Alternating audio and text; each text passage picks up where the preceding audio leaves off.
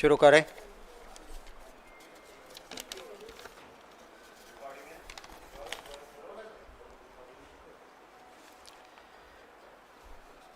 सभी प्रेस और मीडिया के साथियों का इस प्रेस वार्ता में दिल से स्वागत करता हूं। मैं एक बहुत ही गंभीर मसले पे आज आपसे बात करना चाहता हूं। मैं आपके सामने कुछ किस्से जो सिर्फ चंद दिनों में बने गुजरात में, लगातार घटनाएं बढ़ती जा रही हैं और प्रधानमंत्री खुद गुजरात से हैं। ना तो उनका ट्वीट कुछ बोलता है, ना वो खुद कुछ बोल रहे हैं, ना दिल्ली के गलियारों तक उन पीड़ितों की आवाज़ पहुंच रही है। तो मैंने सोचा कि इन कुछ हकीकतों को आपके सामने रखूं और आपसे भी विनती है कि इन हकीकत को देश के सामने आप ज़रूर रखें। 2 दिन पहले गुजरात के दाहोद डिस्ट्रिक्ट के सिंगवड तालुका के अंदर तोरणी छोटा गांव है जहाँ पे प्राइमरी स्कूल थी। इस प्राइमरी स्कूल में गरीब बच्चे जाते हैं, गवर्नमेंट स्कूल है। सुबह स्कूल का प्रिंसिपल एक बच्ची के घर के सामने गाड़ी रोकता है, माँ को उसकी कहता है कि मैं स्कूल जा रहा हूं, तुम्हारी बेटी को मेरे साथ बिठा दो गाड़ी में। 6 साल की बच्ची, फर्स्ट स्टैंडर्ड में पढ़ने वाली बच्ची। अब गुरु कह रहा है, शिक्षक है, प्रिंसिपल है। हमारे वहाँ तो ये कहा जाता है कि गुरु गोविंद दोनों मिलिए साथ, किसको पहले लागू पाऊं, बलिहारी गुरु आपकी जो गोविंद भयो आज। ईश्वर से भी गुरु का स्थान बड़ा है, ये मानने वाला हमारा समाज। मां ने उस 6 साल की बेटी को प्रिंसिपल की गाड़ी में बिठा दिया। गाड़ी आगे लेकर जाके प्रिंसिपल उसके ऊपर बलात्कार करता है। 6 साल की बच्ची वो चीखने और चिल्लाने लगती है तो उसका गला घोंट के उसी गाड़ी में वो मार देता है और उसके बाद खुद स्कूल जाता है गाड़ी लेके, लाश को गाड़ी में ही रखता है और शाम को जब सब निकल जाते हैं उस वक्त पे गाड़ी में से उस 6 साल की बेटी उसकी लाश को क्लासरूम के पीछे की दीवार के पास रख देता है और उसकी स्कूल बैग उसी के क्लासरूम के बाहर दरवाजे के पास रख के गाड़ी लेके चला जाता है। ये राक्षसी कृत्य करने वाला अपने आप को समाज सुधारक कहलाता है। मैं इसकी फर्स्ट पिक्चर आपको दिखाता हूं, जो जिसने इस बेटी के ऊपर बलात्कार करके उसके फर्स्ट, आगे जाइए, आइए, ये है जिसने ये किया।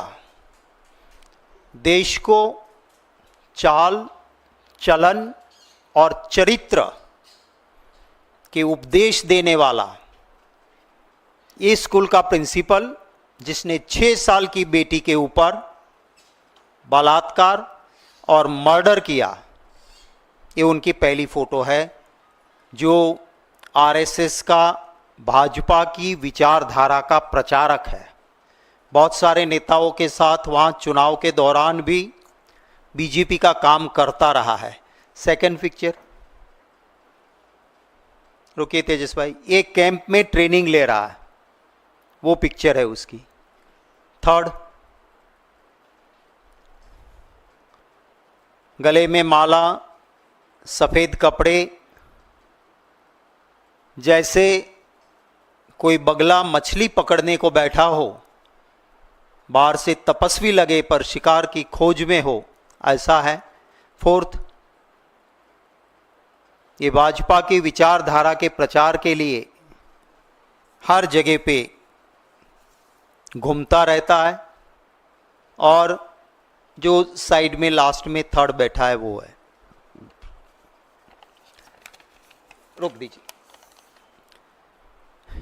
ये मैंने आपको भाजपा की एक घिनौनी हरकत, उनकी विचारधारा की आपको दिखाई। उसके बाद महसाना के चाणस्मा में एक मंत्र तंत्र विद्या के नाम पे एक आदमी एक नाबालिग को फंसाता है, उसके साथ रेप करता है, वो गिरफ्तार होता है। लोगों ने शिकायतें की और पुलिस ने जब इन्वेस्टिगेशन किया तो उस नाबालिग के रेप के मामले में बीजेपी का युवा मोर्चा का जनरल सेक्रेटरी गौरव इसमें पाया गया और आज वो सलाखों के पीछे हैं। बड़ोदरा के, ये मैं आपको सिर्फ चंद दिनों की, माने 3-4 दिनों की बात करता हूं, और तो आगे बहुत कुछ है। ये कल के अखबारों में आई हुई सुर्खियां हैं। बड़ोदरा के अनगढ़ विलेज में बीजेपी का एक नेता एक महिला को फोन करता है, कौन कौन है घर में? कहती है कि मेरे पति बाहर गए हैं, देवर भी गए हुए हैं बाहर, कुछ काम था क्या? नहीं नहीं, कौन है? और नहीं, कोई नहीं है, मैं अकेली हूँ। ठीक है करके फ़ोन रख देता है। फिर उस विवाहित महिला के घर पहुँच जाता है, उसका बलात्कार करता है और कहता है कि किसी को कहोगी तो जान से मार देंगे। ये शख्स जिसका नाम है आकाश भगवान भाई, ये कल की एक न्यूज़ है। हर दिन, मुझे पता नहीं है, मेरी शिकायत भी है कि अगर जहाँ पे कहीं पर भी घटना घटती है, महिला पे अत्याचार या किसी प्रकार का गुनाह बनता है, तो उसकी निंदा होनी ही चाहिए। करने वाला कौन है, कहाँ हुआ है, उसे देखे बिना। पर मुझे दुख होता है कि कभी कभी नॉन बीजेपी रूल स्टेट में अगर घटना घटती है तो हफ्तों हफ्तों तक उसका पैनल डिस्कशन मीडिया पे, उसकी हर छोटी छोटी चीज चलती है। तो क्या एक 6 साल की बेटी को रेप करके मार दिया गया, वो बात टीवी पे लगातार नहीं चलनी चाहिए? क्यों ना वो छानबीन होती है कि एक गुनाह करने वाला आदमी किस विचारधारा का है, किस किस के साथ उनके फेसबुक पे फोटोज है और वो क्या करता है। गुजरात में हालत यह है कि गुंडे, बदमाश, चोर, लफंगे, लुच्चे बीजेपी के मेंबर बन जाते हैं और बड़े बड़े नेता बीजेपी के उनको अपना खेस पहना देते हैं। और जब वो पहन लेते हैं तो ऐसा हो जाता है कि उनको लाइसेंस मिल गया। बोटाद में कल की घटना है, एक और स्कूल में छोटी बच्ची के साथ छेड़खानी, लोगों ने वहां हंगामा करा। भरूच में 5 महीने की एक बच्ची के ऊपर रेप की कोशिश हुई। माने कहां जा रहे हैं हम, किस समाज में, किस सोसाइटी में हम ये कर रहे हैं? मैं सिर्फ आपको वो अखबार वाला लगा दीजिए, मैं सिर्फ कल का ही अखबार, हर रोज ये है, आप गुजरात का, और ये कोई छूटमुटिया अखबार नहीं, गुजरात का सबसे पुराना लीडिंग न्यूज़पेपर, उसका पन्ना है ये। आप देखिए, यहां पे सेंट्रल में जो सर्कल किया है वहां लिखा है बलात्कार और हत्या का दुष्कर्म आरोपी का बीजेपी का कनेक्शन। उसके राइट हैंड साइड में जो सर्कल लगा है, बीजेपी कार्यकर्ता ने बलात्कार करके महिला को मार देने की धमकी दी। इसके नीचे वाला जो सर्कल है वो इंडस यूनिवर्सिटी इंटरनेशनल डायरेक्टर ने, वहां पे विदेश से महिला आई है, उसके साथ छेड़खानी की और बलात्कार की कोशिश की। इसके पास वाला न्यूज़ है कि जिस स्टूडेंट की हत्या की गई वो वीएचपी का नेता निकला, 4 दिन की उसे पुलिस की रिमांड मिली है। लेफ्ट हैंड साइड में जो सबसे आखिर में नीचे दिखता है वो है कि यूनिवर्सिटी में, गुजरात यूनिवर्सिटी माने लीडिंग यूनिवर्सिटी के कैंपस में आईएएस का ट्रेनिंग सेंटर से एक बेटी बाहर निकलती है और उसके साथ छेड़खानी की जाती है। ये लॉ एंड ऑर्डर, अत्याचार और बाहर मोदी जी सुशासन की बातें करते हैं। 23 कंट्री घूम के आए पर मणिपुर नहीं जा पाए। ये प्रधानमंत्री जी से भी मैं गुजारिश करता हूं कि ये गुजरात है, आप वहीं से पले बड़े और वहां के लोगों के वोट की वजह से आज यहां तक पहुंचे हो। आप बोलिए इस पे, क्यों आपका ट्विटर चुप है? क्यों आप भी जिस विचारधारा से की पाठशाला से निकले हो, क्या वहां ऐसा चलता है? क्यों नहीं बोले हो आप अभी तक? मेंबरशिप ड्राइव बीजेपी चला रही है, तो ऐसे गुंडे लफंगे मेंबरशिप बनाते हैं तो उसको छूट मिलती है। स्कूल के टीचर्स को कहा गया, गवर्नमेंट के अखबारों ने, वहां पे मैं धन्यवाद करता हूं कुछ वर्नाक्युलर चैनल्स और यूट्यूबर का, कि उन्होंने वो सच्चाई बाहर निकाली कि स्कूल के गवर्नमेंट के टीचर्स कहते हैं कि हमें टारगेट दिया है कि बीजेपी के मेंबर्स बनाने हैं, तो बच्चों को कहा जाता है कि तुम मोबाइल नंबर दो और ओटीपी दो तुम्हारा, ताकि ऑनलाइन बीजेपी के मेंबर बनो। एक गवर्नमेंट हॉस्पिटल के अंदर इंजेक्शन लेने पेशेंट जाता है, उसे कहते हैं कि मोबाइल पे ओटीपी दो तभी इंजेक्शन मिलेगा। बोले क्यों? बोले भाजपा का सदस्य बनना है। सरकारी अस्पताल में वो वहां पे हंगामा करता है, उसकी वीडियो वायरल होती है, वर्नाक्युलर चैनल्स और यूट्यूबर्स इसको बड़ी बड़ी बात ही चलाते भी हैं कि क्या चल रहा है। ऐसे लोगों की मदद लेने के बाद ये अपनी मनमानी लोग करते हैं। आपने देखा होगा कि नीट का पेपर लीक हुआ तो उसमें बीजेपी का ऑफिस बेरर आज भी जेल में है। नीट के पेपर लीक में जो संस्था जुड़ी है, वहां स्मृति ईरानी जी से लेके भाजपा के नेता गए हुए थे, उनके फोटोज मैंने आपको दिखाए थे, वो वहां पे थे। सूरत में से ड्रग्स मिलता है और ड्रग्स में जो पकड़ा जाता है वो भाजपा का ऑफिस बेरर निकलता है।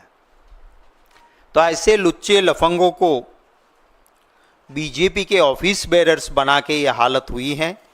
आपके कोई सवाल होंगे तो उनका स्वागत रहेगा, पर एक बात और कहता हूं कि कांग्रेस पार्टी जनता के इस दर्द को 2 दिन से दाहोद में हम रैली निकाल रहे हैं। कल सुबह 11 बजे अहमदाबाद में पालड़ी से हमारे प्रदेश कांग्रेस कार्यालय से, जहाँ पे विवेकानंद जी का स्टैच्यू है टाउन हॉल के पास, वहाँ तक की एक लंबी रैली निकाल के सड़कों पर भी हम ऐसे गुंडों को फांसी की सज़ा मिले, जल्द मिले, इसलिए नहीं क्योंकि उन्होंने बीजेपी की विचारधारा की ट्रेनिंग ली है, उसको बख्शा ना जाए, उसके लिए हम कल रैली निकालेंगे।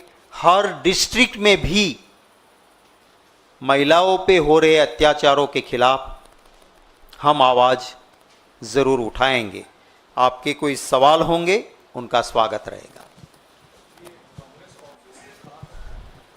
हमारा कांग्रेस ऑफिस आश्रम रोड पे पालड़ी में जो है, वहाँ से निकल के विवेकानंद जी का स्टेच्यू है टाउन हॉल के सामने, वहाँ तक कल सुबह 11 बजे हमारी रैली निकलेगी।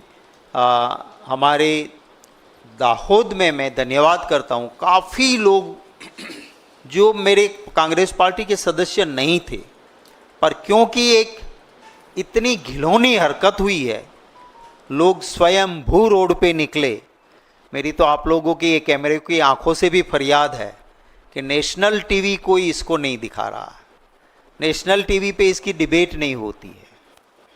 अगर यही कांग्रेस के या किसी इंडिया ग्रुप के रूलिंग वाले स्टेट पे होता और हमारी विचारधारा से जुड़ा या हमारा कोई आदमी होता, तो सबको कठघरे में खड़ा करती मीडिया। मेरी गुजारिश है कि ऐसे हादसे जो गुजरात में हो रहे हैं, उनको भी तवज्जो ज़रूर मिले। हाँ, हर जगह पे होगा। शक्ति जी, देश के सबसे सुरक्षित राज्यों में गिने जाने वाले गुजरात में अब लगभग 6 बलात्कार रोज होते हैं। पिछले 3 सालों में 6,524 बलात्कार घटनाएं हुई, 95 गैंगरेप घटनाएं हुई और विधानसभा के आंकड़ों के अनुसार अब तक बलात्कार के 194 अपराधी पकड़े नहीं जा सके हैं।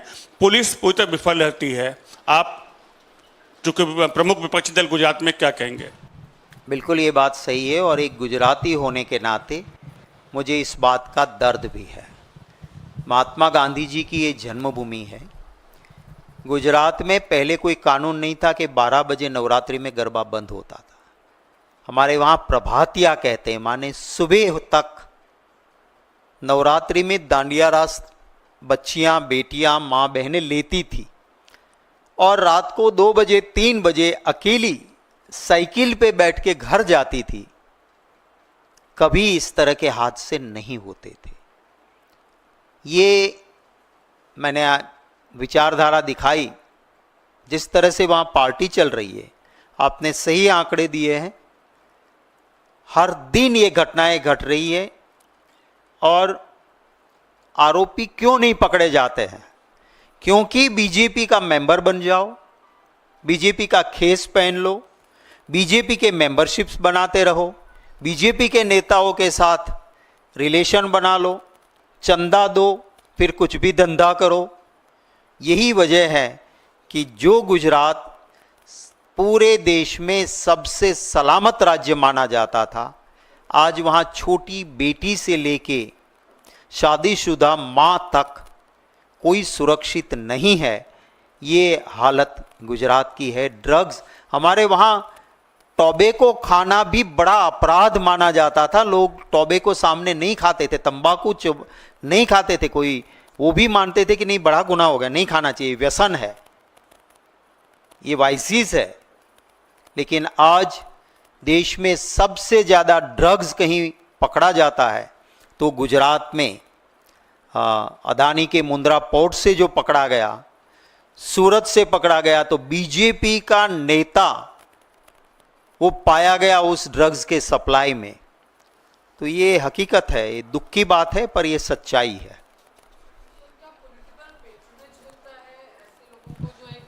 पार्टी से एफिलिएटेड हैं, उसकी वजह से ऐसे इंसिडेंट ज़्यादा हो रहे हैं। यस, बिल्कुल सही है, क्योंकि पॉलिटिकल पार्टी के ऑफिस बेरर, पॉलिटिकल पार्टी के सदस्य, पॉलिटिक्स में बड़े बड़े नेता, माने ये मैंने आपको एक ये दिखाया है, अखबार ने खुद छापा है, होम मिनिस्टर के साथ वो रेप करने वाले की फोटोज है। आप समझिए कि अगर ऐसे लोग, मैं समझ सकता हूं कि मेरे साथ कोई कहीं पर भी फोटो निकलवा ले, हो सकता है, पर मैं खुद मिनिस्टर रहा हूं, मुझे पता है आईबी का काम होता है कि मंत्री को मिलने आने वाले आदमी का थोड़ा चिट्ठा पुट्ठा निकाल के रखते हैं कि साहब ये मर्डर में एक्यूज्ड है, साहब इसका चाल चलन ठीक नहीं है, तो उससे मिलते नहीं थे मंत्री, या कह देते थे स्टाफ से मिल लो, उसे फ़ोटो नहीं खींची जाती थी। आज गुंडे लोग आराम से जाते हैं, भाजपा के सदस्य बनो, ये जानते हैं कि इतने गुनाह है, फिर भी उसको सदस्य बनाते हैं, क्योंकि सिर्फ और सिर्फ वोट की राजनीति है, पैसों की राजनीति है। चंदा दो, मन में आए वो धंधा कर लो, यही हालत है। सबसे ज़्यादा इल्लीगल जो पान में आप सुपारी खाते हो ना, वो हमारे वहाँ इसके ऊपर बाहर के देशों में सस्ती है या कस्टम ड्यूटी ज़्यादा है। दरिया किनारे पे बीजेपी के नेता सुपारी लाते हैं। आपने कहीं नहीं देखा होगा डुप्लीकेट डीजल, गुजरात में पंप लगे हैं डुप्लीकेट डीजल्स के, 60 रुपये में डीजल मिलता है वो, और पूरा बाकायदा पंप लगा होता है, देते हैं और पूरा हफ्ता ऊपर तक जाता है। जब मेरे जैसा कोई वीडियो करके देता है, पूरा प्रूफ देते हैं, तो इक्का दुक्का केस करते हैं, फिर उसमें कुछ होता नहीं है, क्योंकि पैसे खाते हैं। तो सारी ये प्रवृत्ति की जड़ जो है वो पॉलिटिकल विल नहीं है गुंडागिर्दी या गुनाह को रोकने की। पॉलिटिकल मंशा यही है कि मेरा शासन बना रहे, मेरा घर हरा भरा रहे, कोई बच्ची मरे, कोई माँ मरे, कोई बेटा मरे तो मरे, मुझे उससे कोई लेना देना नहीं। ये भाजपा की राजनीति है। सर, इससे हटके एक सवाल है। ये बीजेपी का करीब 28 साल का जो लंबा जो इनकम्बेंसी है, तो नेचुरली कोई भी पार्टी हो तो वो इस तरीके की निरंकुशता आएगी। लेकिन बाकी जो चेक एंड बैलेंस जो ऑर्गन है, आपने बड़ा अच्छा एग्जाम्पल दिया कि नेशनल मीडिया इस पे डिबेट नहीं चलाता, जबकि ये पैन इंडिया ये घटना घटती है, पॉलिटिकल रंग देकर मीडिया किसी खास को टारगेट करता है और किसी को बचाता है। तो क्या आप ये बताएंगे कि नेशनल मीडिया क्यों नहीं कर रहा है, उसके कारणों के पीछे के कारण क्या है? मैं अगर कहूँ मीडिया को संवैधानिक दर्जा नहीं होना, इसका बड़ा कारण है कि मीडिया पार्टीजन बन जाता है, गुटों में शामिल होता है। तो क्या कांग्रेस पार्टी मीडिया को एक अलग स्टैंड देने की वकालत करेगी? जी देखिए, मैं गुजरात से आता हूं और मोदी जी मुख्यमंत्री थे, तब विरोधी दल का नेता रहा। वो जब सिर्फ प्रचारक के तौर पे उधर घूमते थे, तब से उनके चाल चलन चरित्र को जानता हूं। मैं मीडिया को दोष नहीं दे रहा हूं, क्योंकि बीजेपी इस तरह से कैप्चर कर रही है हर क्षेत्र को। आप यहां से पूरी स्टोरी लेके जाओगे, आपका दिल भी दुखेगा, कोई भी इंसान होगा दुखेगा कि ये चलनी चाहिए स्टोरी। अगर 6 साल की बेटी को बलात्कार करके कोई गला घोंट के मार देता है, और फिर एक क्रिमिनल शाम तक उस बेटी की लाश को गाड़ी में रखता है, और मंझा हुआ जैसे क्रिमिनल हो, फिर रात में सब बच्चे निकल जाते हैं शाम के बाद, तब वो लाश को गाड़ी से निकालता है। माने एक कितना उसमें हिम्मत थी गुनाह करने के बाद भी। और वो आरएसएस का प्रचारक है, बीजेपी के नेताओं से जुड़ा हुआ है।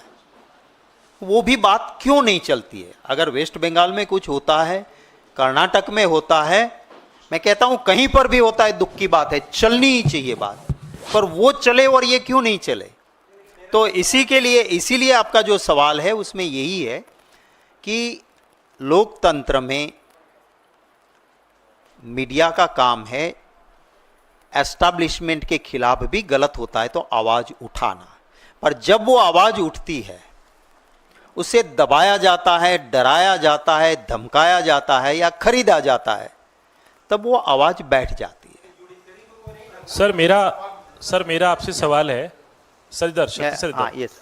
इससे हटके कंगना रनावत जो बीजेपी की सांसद हैं, उन्होंने एक कल स्टेटमेंट दिया कि जो 3 कानून कृषि कानून वापस लिए गए थे उनको दोबारा इंट्रोड्यूस किया जाए। हालांकि आज पहले बीजेपी ने उनको उनके बयान से किनारा किया, आज खुद उस बयान के ऊपर कंगना रनावत माफ़ी मांग रही हैं। क्या कहेंगे, कांग्रेस पार्टी का क्या कहना है? दूसरा एक और सवाल मैं अभी ऐड कर दूँ ताकि आपको दोबारा ना परेशान करूँ। आज पोलिंग का दिन है, जम्मू कश्मीर में दूसरे चरण की पोलिंग चल रही है। इस बीच उमर अब्दुल्ला का बयान ये आ रहा है कि जम्मू रीजन जहाँ पे सबसे ज़्यादा सीटें कांग्रेस को दी गई हैं, वहाँ पर जैसी उम्मीद थी वैसा प्रचार नहीं किया जा रहा है। 5 ही दिन बचे हैं, कांग्रेस पार्टी को एक्टिव होना चाहिए। देखिए, आपका पहला सवाल था कंगना रनौत के लेके। अब ये सांसद बनी है भाजपा की, वो कोई कार्यकर्ता तो थी नहीं, वो कोई आरएसएस की या बीजेपी की सदस्य बन के काम कर रही थी, तो ऐसा तो था नहीं। मोदी जी से करीबी थी तो उसको टिकट दिला और सांसद बनी, माने वो बोलती है मोदी जी को खंडन करना चाहिए, क्योंकि वो डायरेक्ट पार्टी से नहीं, डायरेक्ट मोदी जी से जुड़ी हुई है। तो ये पहली बात तो ये है कि मोदी जी को खंडन करना चाहिए, अभी तक क्यों नहीं किया। दूसरी बात है, मैंने उनका बयान सुना, जो किसान इस देश में, हम इसको जग का तात कहते हैं, जगत का तात कहते हैं, जग का पिता कहते हैं, क्योंकि वही हमको अन्नदाता है, अन्न देता है। उस किसान, उतने सारे किसान शहीद हुए हैं, उन शहादत का ये अपमान है। अगर मैं इस प्लेटफॉर्म से या कहीं से भी, मैं कांग्रेस का एमपी हूं, और अगर मेरी पार्टी की सोच या विचारधारा से अलग मैं बयान करूंगा, तो मेरी पार्टी को, अगर वो सीरियस बयान हो, तो मेरी पार्टी को क्या करेगी? सबसे पहले मुझे निष्कासित करेगी पार्टी से। किया आपने कंगना रनौत को निष्कासित, तो ये मेरा सवाल है कि आप ये किनारा कर देते हो बयान से, आप ही कहलवाते हो पहले, फिर किनारा कर दिया, तो क्या ऐसे आप उसे क्लीन चिट दे दोगे? अगर आप इसकी बात से सहमत नहीं हो, और ये पहली बार नहीं है, ये पहले भी बोली थी कि 100-100 रुपया लेके वहाँ महिलाएं बैठती है किसान के आंदोलन में करके, इस देश की महिलाओं का, किसानों की माँ बेटियों का अपमान करने वाली भी यही थी। क्यों आप उसे नहीं निकाल रहे हो? निकालो। अरे मोदी जी, आपके पर्सनल लेवल पे कोई लाइकिंग डिसलाइकिंग हर इंसान का होता है, नो प्रॉब्लम, पर एक एमपी भारतीय जनता पार्टी की किसानों को अपमानित करती है, और इसका मतलब तो ये भी हुआ कि आप भी चाहते हो कि एक माहौल बने देश में। जो काम आप नहीं कर पाए, अपने दोस्तों के लिए वो 3 काले कानून आप ला रहे थे, हालत ऐसे हो गए, आपकी कुर्सी डगमगाने लगी, तब आपने वो 3 काले कानून वापिस लिए। ये मंशा आपकी दिख रही है कि फिर से 3 काले कानून लाना चाहते हो, और इसीलिए अपने चट्टों बट्टों से ये बुलवाते हो। मांग है मेरी कि इसको बीजेपी निष्कासित करे पार्टी से, और अगर नहीं करती है तो लाउड एंड क्लियर इस देश में मैसेज यही है कि मोदी जी और भाजपा इस देश के किसानों की शहादत का अपमान कर रहे हैं, इस देश के किसानों को अपमानित कर रहे हैं, और अपने दोस्तों को मालामाल करने के लिए साजिश बना रहे हैं कि वो 3 काले कानून फिर से वापस लाना चाहते हैं। जो आपका दूसरा क्वेश्चन था, उस पर मैंने एग्जैक्टली स्टेटमेंट नहीं देखा है, और बिना पूरा स्टेटमेंट और हकीकत देखे किसी बात पे कूद पड़ना मुझे ठीक नहीं लगता है। हमारे वहाँ के नेता या हमारे प्रभारी इसके ऊपर ज़रूर ज़रूरत होगी तो कोई रिएक्शन होगा। राहुल गांधी जी जम्मू कश्मीर गए थे, खरगे साहब गए थे, आज भी वहीं पर लगे हैं। पूरी पार्टी और इंडिया गठबंधन एकजुट होके लड़ रहा है, और मुझे पूरा विश्वास है कि जिन कश्मीरियत को पॉलिटिकल फ़ायदे के लिए बीजेपी ने परेशान किया है, वो कश्मीर के वोटर बीजेपी के झांसे में नहीं आएंगे, और इंडिया गठबंधन की दोनों राज्यों में तगड़े बहुमत के साथ जम्मू कश्मीर में भी और हरियाणा में भी सरकार बनेगी, ये साफ दिखता है। सर यहाँ जाके यहाँ हूँ। निशिकांत दुबे ने एक खत लिखा है वक्फ बोर्ड को लेकर के गृह मंत्री को कि गृह मंत्रालय को जांच करनी चाहिए कि 1.25 करोड़ के आसपास कैसे मेल आ गए या संस्तुतियां आ गई वक्फ बोर्ड की जो जेपीसी चल रही है उसमें। इसके पीछे कहीं ना कहीं कोई साजिश है, कोई इंटरनेशनल साजिश है, कुछ ना कुछ गड़बड़ है।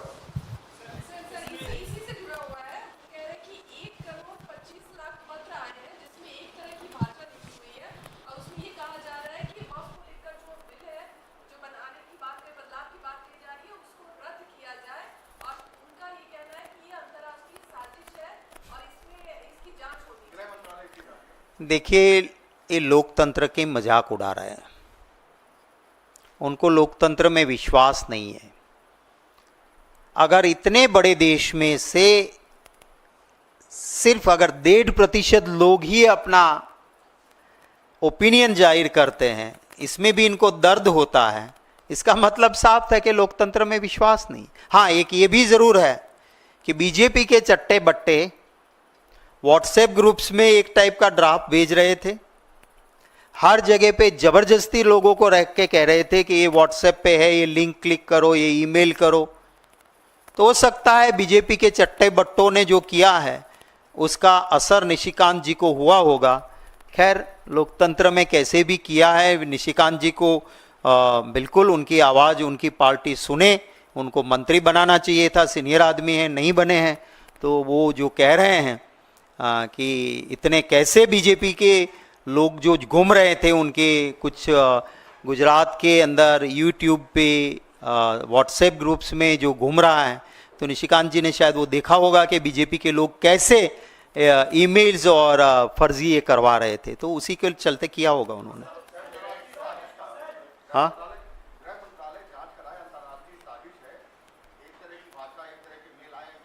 मुझे लगता है कि अंतर्राष्ट्रीय लेवल पे इसलिए शायद कहते होंगे क्योंकि जहाँ जहाँ मोदी जी जाते हैं वहाँ बहुत सारे इंडियन डायस्पोरा भी होता है, तो वहाँ के लोगों ने भी इसमें किया हो ऐसा लगता है, तो शायद इसलिए उन्होंने वो भी कहा हो।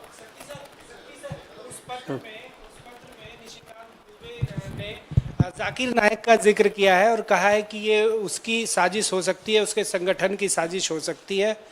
इस पर क्या कहेंगे? देखिए, जब आप 10 साल शासन में थे, आपने कुछ काम अगर करने थे, आपके पास बहुमत था पूरा, आपने किए नहीं। ये सिर्फ ऐसे इश्यू को जिंदा रखने चाहते हैं क्योंकि जो बीजेपी के लोगों की कमजोरियां, कमियां और गुनाह है, लोग देश में महंगाई, बेरोजगारी, परेशान है उनसे, लोगों को नौकरियां चाहिए, नहीं मिल रही है, तो भ्रष्टाचार, भय मुक्त भ्रष्टाचार हो रहा है। ऐसे इश्यू से ध्यान भटकाने के लिए ऐसी बातें की जाती है ताकि लोग अपने सही इश्यूज को भूल जाए और हिंदू मुसलमान पे या ऐसी चीज़ों पे अटक जाए।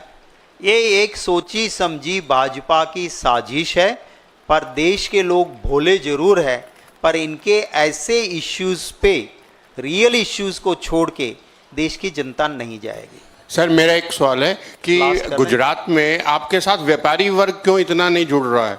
व्यापारी वर्ग, उद्योग, क्योंकि इतने साल से है, कुछ ना कुछ टैक्स के इशू हैं, आप उनके धरातल तक क्यों नहीं पहुंच पा रहे हैं? देखिए, आपने देखा होगा, अभी मैं खुद भी गया था, मुकुल वासनिक जी भी थे, हमने बड़ौदा में रैली रखी। व्यापारी लोग, कॉमन लोग हमारे साथ बहुत जुड़े और उनके नुकसान के लिए हमने आवाज़ उठाई, उसका समर्थन भी मिला। पर आप समझ सकते हो कि कोई भी व्यापारी व्यापार करता है, अगर स्टेट की एजेंसीज या देश के इनकम टैक्स या जीएसटी के अफसर अगर कोई आवाज़ उठाता है तो उसके वहाँ दूसरे दिन उनके वहाँ रेड होती है, उसको रोका जाता है, दबोचा जाता है, परेशान किया जाता है।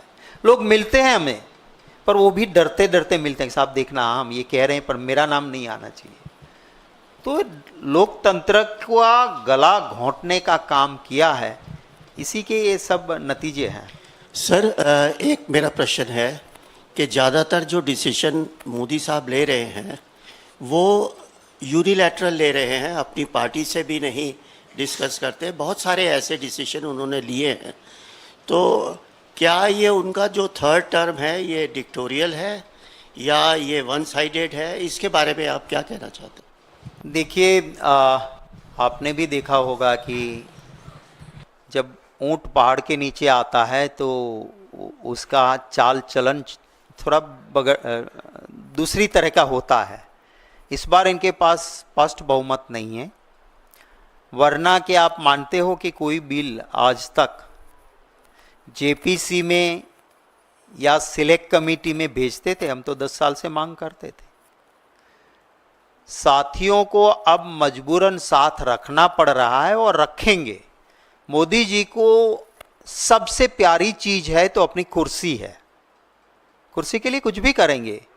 वो जिस नीतीश बाबू के लिए उन्होंने कहा था कि इसका विश्वास मत करना, इसने ससुर की पीठ में खंजर भोंका था, चंद्रबाबू नायडू जी के लिए, और नीतीश कुमार जी के लिए कहा था कि इसका तो डीएनए गड़बड़ है। चंद्रबाबू नायडू जी के लिए कहा था कि इसका विश्वास मत करना, इसने अपने ससुर की पीठ में खंजर भोंका था, और नीतीश बाबू के लिए कहा था कि इनका डीएनए गड़बड़ है। आज दोनों की सांसों पे ऑक्सीजन पा रहे हैं और अब कह रहे हैं कि एनडीए, इसमें एन में है नीतीश बाबू। तो ये कुर्सी के लिए कुछ भी करेंगे, पांव भी पड़ेंगे, जरूरत खत्म पड़े पे उसी जिसके पांव पड़े उसका गला भी काटेंगे। आपने देखा जब चुनाव से पहले यही जम्मू कश्मीर में कहा था कि बाप बेटी ने बहुत जम्मू कश्मीर को लूटा है, अब लूटने नहीं दूंगा मित्रों।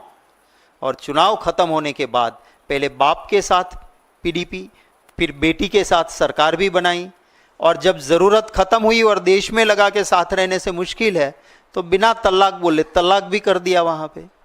तो यही है, सबसे पुरानी अपनी साथी पार्टी शिवसेना थी, पूरी पार्टी को तोड़ के ख़त्म कर दिया। सबसे पुराना सहयोगी उसका अकाली दल था, क्या हालत किया। तो ये है, इसमें कोई नई चीज़ नहीं है। बस, थैंक यू। बहुत लंबा हो गया, बहुत लंबा हो गया, आप लोगों को भी थकान लगी। अच्छा, एक सेकंड, अगर किसी को, मैं 1 to 1 नहीं कर पाऊंगा, अगर किसी को कोई सवाल है थोड़ी देर डीब्रीफिंग में ज़रूर कर लेंगे, तो यहीं पूछ लीजिए, 1 to 1 नहीं। वो क्या गिरफ्तार हो गया है? हाँ, वो गिरफ्तार हो गया है, इज अरेस्टेड। Thank you.